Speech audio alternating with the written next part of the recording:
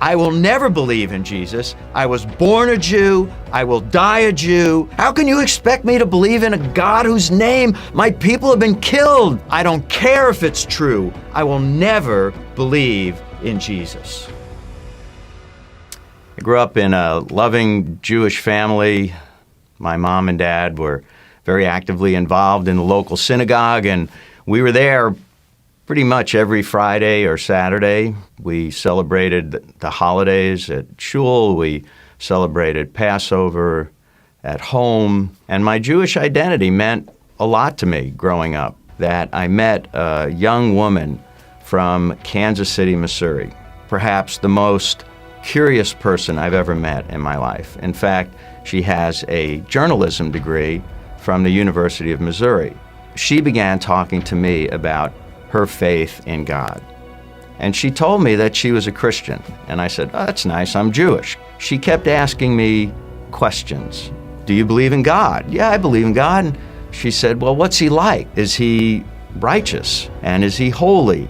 "What? What do you mean, what's he like?" And I said, he's other, and we're here, we're down here. He's infinite, we're finite. She kept asking me questions and about God and about what I believed about God and why I believed it. And the more questions that she asked me, the more upset I would become with her. I would get angry with her. "How can you expect me to believe in a God whose name my people have been killed for 2,000 years?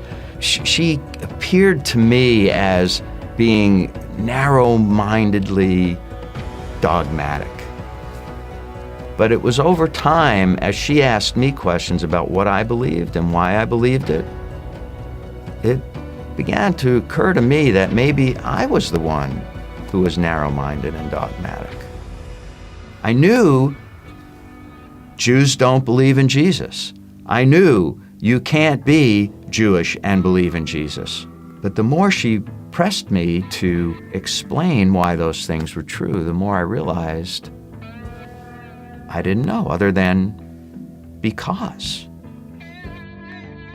After she left, I decided, well, I'm going to start reading the Bible for myself to see what it says.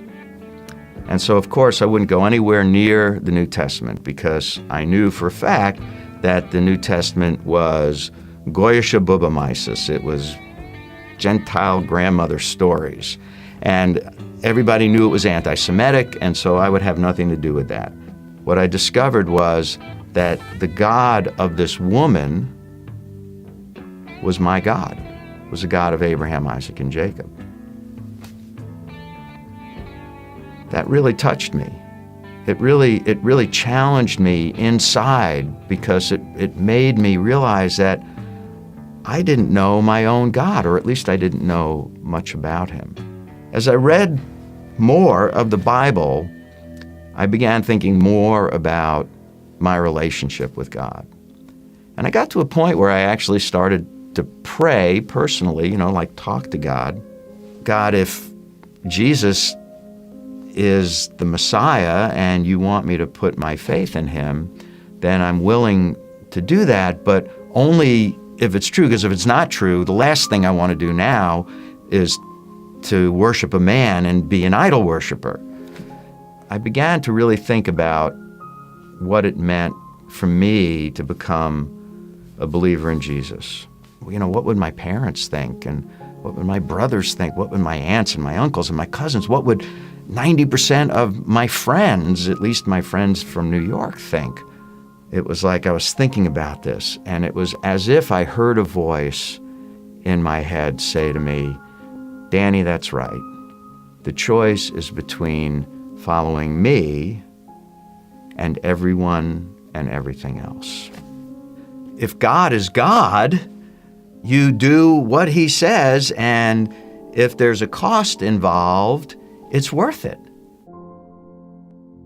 This woman came back at the end of the summer, and she brought with her, when she came back, she brought with her a book that a friend of hers, her best friend, had given to her. And the title of the book, you ready for this? The title of the book was, "What's a Nice Jewish Boy Like You Doing in the First Baptist Church?" All of the questions I kind of had floating around in my head that I wasn't willing to ask directly were addressed in the book. Jesus was Jewish, and the apostles were Jewish, and all of the New Covenant, the New Testament books were written by Jews. To this point, I had never still opened the New Testament scriptures. But reading this book, I began to read them for myself for the first time. I grew up in a neighborhood that was mixed Jewish, mostly Jewish and a lot of Catholic kids. And so for me, Jesus and the New Testament was associated with those kids and the hatred that I got from them. And I was shocked to discover the exact opposite. I discovered a Jewish man addressing Jewish topics in a Jewish way who taught love for your enemies, love for all people, not the kind of hatred that I saw. And this Jesus, who was the God of the Gentiles who hated the Jews, began to evaporate because he didn't exist. I finished the book and she says to me, "So what did you think of the book?" I thought for a minute and I said, "It was good. I liked it. I think it's going to help me explain some things to my parents." And she was completely taken off guard. And she said, "You mean you believe that Jesus is the promised Messiah of Israel?" And I said, "Yeah." She says, "Now you believe that he died on a Roman cross as a payment for your sin?" And I said, "Yeah." And she said, "And you believe that by trusting in him and what he did for you on that cross, your sins are forgiven and you have new life with God?" And I said, "Yeah." You may be wondering about the identity of this very curious shiksa from Kansas City, this journalist who had such a profound impact on my life. And yes, what you are guessing is true. I chased her for another 1.5 years, and we have been happily married for almost 39 years. After I had come to faith in Jesus, it took me a few months to build the nerve to tell my parents about it because I knew it would be hard for them. My mother's response was just classic. "Don't talk to me about Jesus. Don't tell me about him. I will never believe in Jesus. I was born a Jew. I will die a Jew. I don't care if it's true. I will never believe in Jesus." You gotta love God's tenacity with his people. Even as he sent someone into my life to tell me about Messiah,